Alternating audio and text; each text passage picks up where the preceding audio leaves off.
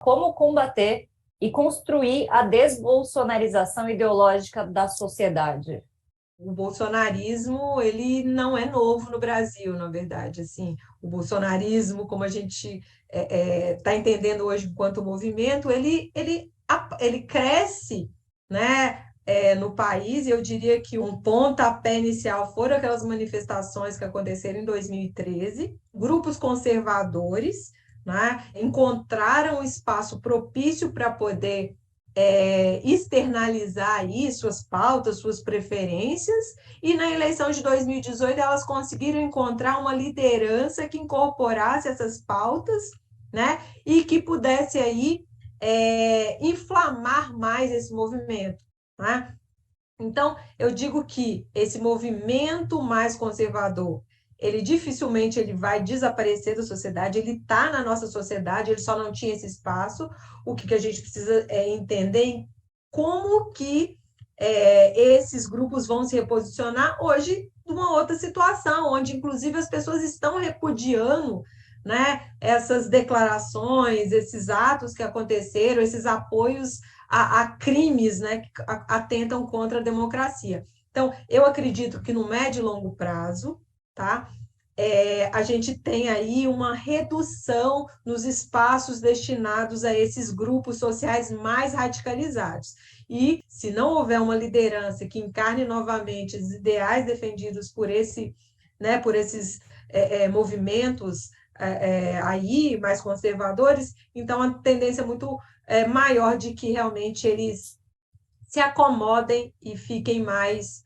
sem força para atuar. Aqui no Direto da Redação, a gente falou muito sobre uma manipulação que o Bolsonaro faz com seus seguidores, mensagens cifradas, aquela expectativa que ele iria falar algo depois das eleições e veio um silêncio. Ali na hora do vamos ver, não tem nenhuma movimentação muito importante da parte dele. Isso ainda pode ser lido como uma tática do ex-presidente ou mais um sinal de que o ex-capitão usava seus seguidores como uma massa de manobra para articular um projeto pessoal? Ele conseguiu ali adotar algumas estratégias muito eficientes de comunicação com essa base, né, mais conservadora e mais ideológica, né? Então, muito do que a gente vê, né, muito dessas ações,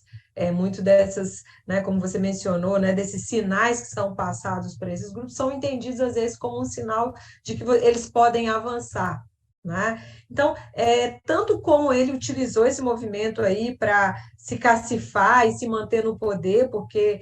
claramente ele poderia ali ter sofrido um processo de impeachment se não houvesse, por exemplo, demandas de rua, né, que o apoiasse, e ele utilizou também essa base eleitoral para, ao longo ali, né, dos outros 2 anos do seu mandato, para fortalecer sua reeleição e chegar muito competitivo ali